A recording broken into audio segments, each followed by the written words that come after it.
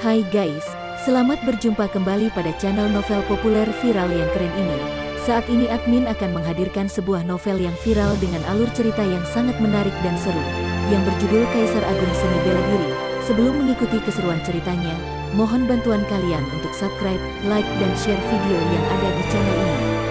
Selamat menikmati.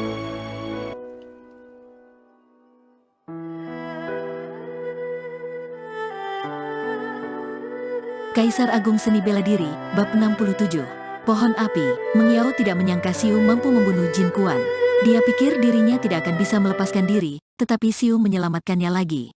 Namun Jin Kuan adalah Grandmaster bela diri bawaan, sementara Xiu hanya berada level ketiga tingkatan lautan energi.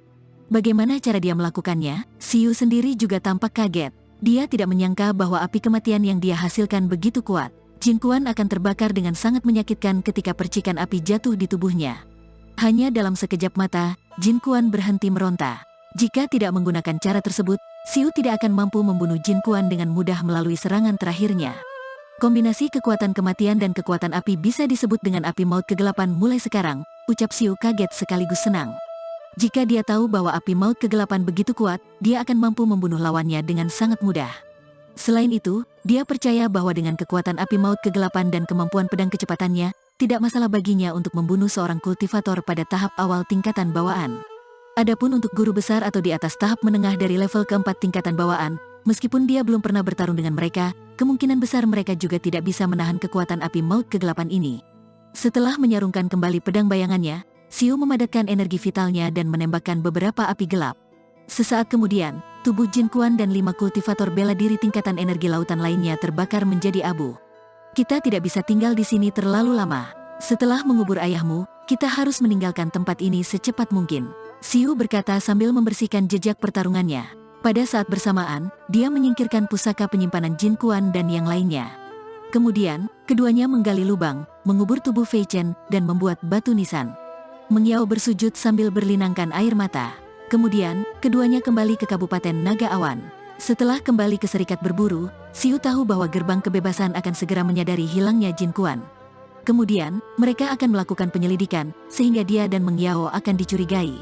Xiu tidak mengkhawatirkan keluarganya karena mereka mendapatkan perlindungan dari Serikat Berburu. Dia berencana untuk meninggalkan Kabupaten Naga Awan untuk melakukan pelatihan. Tempat pelatihan yang dia pilih adalah Pegunungan Guntur, yang terletak di daerah perbatasan antara Kabupaten Naga Awan dan Kabupaten Laut Gemuruh.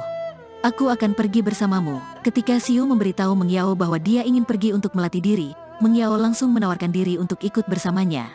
Beberapa kejadian baru-baru ini membuat hubungan keduanya semakin renggang. Aku akan pergi ke Pegunungan Guntur untuk latihan, sehingga akan sangat berbahaya. Ayahmu telah meninggalkanmu sebuah token.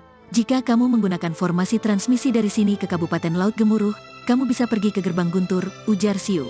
Aku ingin bersamamu, ucap Meng Yao dengan mata memerah. Baiklah, Xiu tidak punya pilihan selain setuju. Dia tahu bahwa Meng Yao tidak memiliki siapapun untuk diandalkan sekarang. Selain itu, Xiu belum sepenuhnya melupakan perasaannya terhadap Meng Yao. Meskipun Meng Yao memilih untuk meninggalkannya, Xiu dapat memahami kesulitannya waktu itu. Lagi pula, ketika mereka melewati Pegunungan Guntur, mereka juga bisa tiba di Kabupaten Laut Gemuruh. Saat itu tiba, Xiu bisa membawa Meng Yao ke Gerbang Guntur.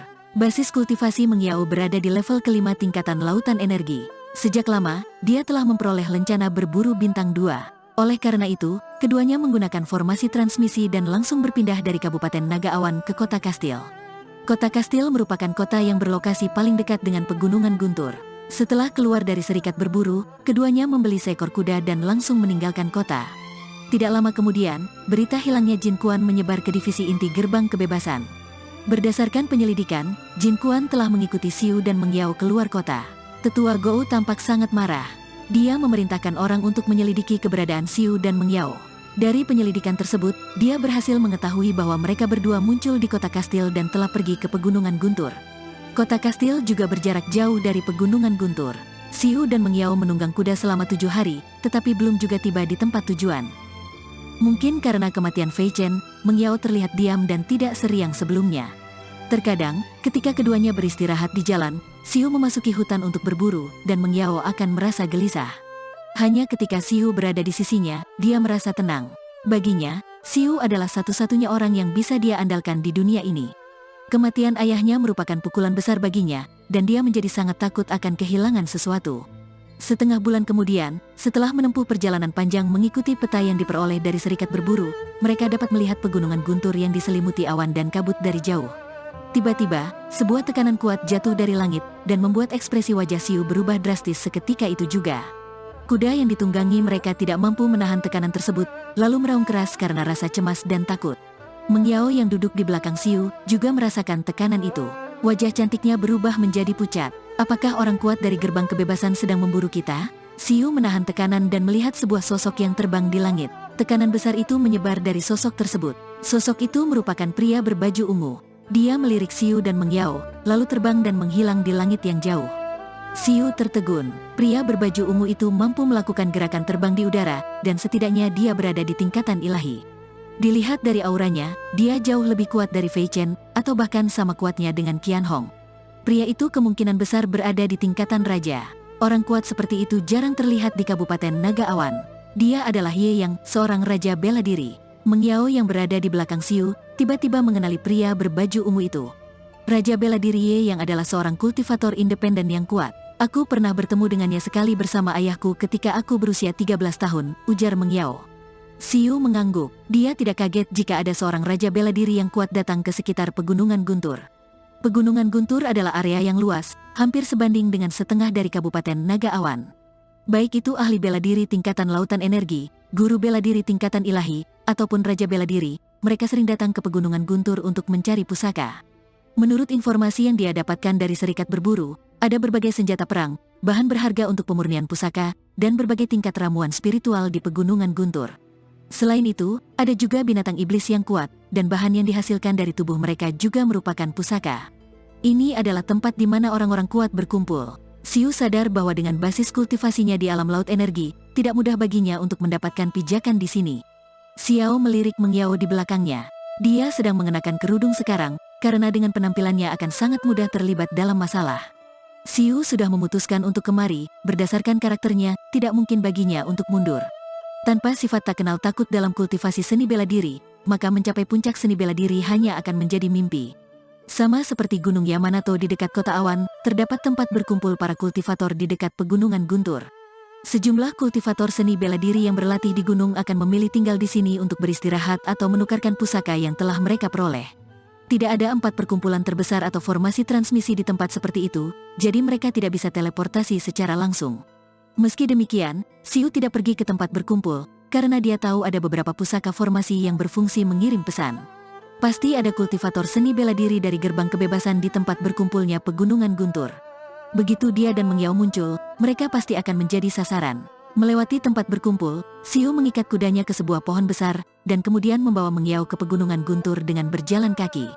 Dalam kultivasi seni bela diri, jika seseorang hanya berlatih keras di tempat pengasingan, akan sulit baginya untuk mencapai kesuksesan. Setiap kultivator seni bela diri yang kuat harus melalui berbagai uji coba dan kesengsaraan. Hanya dengan melalui pengalaman hidup dan mati mereka dapat mencapai kesuksesan. Tujuan Siu kali ini adalah melewati Pegunungan Guntur dan pergi ke Kabupaten Laut Gemuruh. Perjalanan selama melewati Pegunungan Guntur adalah untuk mengasah kemampuan dirinya. Setelah tiba di Kabupaten Laut Gemuruh, dia akan mengantar Meng Yao menuju gerbang Guntur. Siu tidak yakin bagaimana perasaannya terhadap Meng Yao sekarang. Meski baru berusia 14 tahun, Siu telah mengalami 2 hubungan percintaan. Pertama adalah cinta tak berbalas untuk Yuxin di Balai Seni Bela Diri Qingyun, dan yang kedua adalah hubungan antara Meng Yao dan dirinya. Namun, 2 hubungan ini membuatnya merasa bahwa dunia penuh dengan kejadian tak terduga, sehingga membuatnya semakin tidak tertarik dengan hubungan percintaan. Hal yang ingin dia kejar adalah menjadi seorang kultivator kuat di puncak seni bela diri. Setelah memasuki Pegunungan Guntur, Siu mencoba untuk mengingat semua informasi yang dia dapatkan dari serikat berburu. Ada banyak kultivator seni bela diri yang berlatih di Pegunungan Guntur, dan ahli bela diri alam laut energi merupakan yang terlemah. Mereka biasanya berlatih dan berburu di tepi Pegunungan Guntur. Selain itu, mereka tidak berani masuk ke pedalaman gunung, karena mereka akan berada dalam bahaya di dalam sana. Meski sangat berbahaya, masih ada sejumlah kultivator yang datang ke Pegunungan Guntur untuk melakukan pelatihan, karena tempat ini sangat kaya akan sumber daya. Bahkan para kultivator seni bela diri di tingkatan raja akan pergi jauh ke dalam gunung untuk mencari pusaka. Umumnya, para kultivator seni bela diri yang pergi berlatih akan membentuk tim yang terdiri dari semua tingkatan. Kultivator yang berani berlatih sendiri sebagian besar merupakan kultivator kuat yang yakin dengan kemampuan mereka sendiri. Tidak lama setelah memasuki pegunungan Guntur, Xiu bertemu dengan beberapa binatang iblis tingkat kedua. Xiu bisa saja menghindari area di mana binatang iblis bersembunyi dengan menggunakan kemampuan penglihatan kehidupannya. Akan tetapi, dia kemari untuk melakukan pelatihan sehingga tidak perlu terlalu waspada. Xiu tidak mengumpulkan semua bahan dari binatang iblis yang dikalahkannya, melainkan hanya memilih bahan paling berharga untuk dimasukkan ke dalam cincin penyimpanannya. Tiba-tiba, Xiu merasakan napas kehidupan beberapa kultivator seni bela diri melalui penglihatan kehidupannya. Beberapa saat kemudian, 3 sosok muncul di depan Xiu dan berjalan ke arah Meng Yao dan dirinya. Ada 2 pria dan 1 wanita. Salah satunya adalah pria paruh baya berbaju zirah kulit dengan pedang tergantung di pinggangnya. Pemuda lainnya berwajah galak dan membawa pedang di punggungnya, serta mengenakan baju zirah besi. Sosok terakhir adalah seorang wanita dengan pakaian ketat. Sosoknya terlihat montok dan memesona. Ketika Xiu melihat ketiga orang itu, mereka juga menemukan Xiu dan Meng Yao. Ketiga orang ini seharusnya merupakan pemburu yang telah bertarung dan berlatih di luar sepanjang tahun, dan ada aura pembunuh yang tak terlihat di sekitar mereka. Berdiri di samping Xiu, Meng Yao juga merasakan aura pembunuh. Dia tampak sedikit gugup dan bersandar mendekati Xiu. Ada banyak kultivator seni bela diri yang berlatih di pegunungan Guntur, sehingga tidak mengherankan bagi Xiu untuk bertemu kultivator lainnya di tempat ini. Meski demikian, Xiu tetap waspada terhadap ketiga orang yang berjalan mendekatinya. Bagaimanapun juga, ini adalah tempat liar dan membunuh merupakan hal wajar. Anak muda, ketika mereka hanya berjarak lebih dari 10 meter antara satu sama lain, ketiga orang itu menghentikan langkah dan menunjukkan bahwa mereka tidak memiliki niat jahat. Orang yang berbicara itu adalah pria parubaya yang memimpin kelompok. Basis kultivasinya berada di laut energi tingkat ke-9, tetapi Xiu dapat merasakan bahwa pria itu jauh lebih kuat daripada orang-orang di laut energi tingkat ke-9 yang telah dibunuhnya di Kabupaten Naga Awan. Xiu menangkupkan tangan dan berkata, "Apa yang bisa aku lakukan untuk kalian bertiga? Namaku Zhang Haifei. Kedua orang ini adalah rekanku, Tian Guangyu dan Miao Feifei." Pria parubaya itu tidak langsung menjawab pertanyaan Xiu, melainkan memperkenalkan diri terlebih dahulu. Guangyu adalah pemuda dengan pedang di punggungnya. Dengan ekspresi kejam di wajahnya, dia jelas bukan orang baik. Sementara itu, Feifei mengangguk kepada Xiu sambil tersenyum. Basis kultivasi kedua orang ini sedikit lebih lemah dari Haifei. Keduanya berada di level ke-8 tingkatan lautan energi. Namun, Xiu mendapati bahwa ketika tatapan Guangyu tertuju kepada Meng Yao, matanya penuh dengan kegembiraan. Meng Yao cantik dan tinggi, terutama auranya yang luar biasa dan matanya yang sayup, membuat Guangyu merasa gelisah. "Namaku Luo Xiu, ini rekanku, Nona Lu." Xiu juga memperkenalkan diri. Dia tidak menyebut nama Meng Yao. Bagaimanapun, mereka masih berada di Kabupaten Naga Awan. Kemungkinan besar, ketiga orang itu mengenalnya. "Tuan Luo dan Nona Lu, maaf mengganggu kalian. Sebenarnya, aku ingin mengundang kalian berdua untuk bekerja sama dengan kami. Bagaimana menurutmu?" ucap Haifei. Mendengar ini, reaksi pertama Xiu adalah menolak. Sebab, dia tahu bahwa ketika berlatih di luar, hati orang akan menjadi jahat. Bahkan jika ingin membentuk sebuah tim, dia harus memilih orang yang dapat diandalkan. Namun, dia tidak tahu apapun tentang ketiga orang ini. Apalagi mereka langsung memintanya untuk bekerja sama. Bagaimana jika mereka memiliki niat jahat? Sebelum Xiu dapat menolak, Haifei melanjutkan, "Kami menemukan sebuah pohon api, tapi ada binatang iblis tingkat ketiga yang mengintai di dekatnya. Kami bertiga tidak mampu melawan binatang itu, jadi kami ingin mengundang lebih banyak orang untuk bergabung dengan kami." Pohon api. Xiu menyipitkan matanya. Dia tahu bahwa pohon api adalah ramuan spiritual level ketiga. Buah api di pohon itu adalah ramuan utama untuk membuat pil surgawi. Pil surgawi adalah pil peringkat ketiga, dan itu adalah pil berharga yang digunakan oleh para kultivator tingkatan lautan energi untuk menerobos ke tingkatan bawaan. Buah api sangat langka, meski tidak bernilai tinggi, pil tersebut lebih berharga daripada berbagai pil peringkat keempat. Meskipun Xiu telah memperoleh harta karun Raja Bela Diri, Chen, yang memiliki berbagai pil peringkat kelima di dalamnya, kebanyakan dari pil tersebut digunakan untuk meningkatkan dan memulihkan basis kultivasi dan menyembuhkan luka-lukanya. Tidak ada pil seperti pil surgawi yang bisa membantu kultivator menerobos tingkatan kemampuan.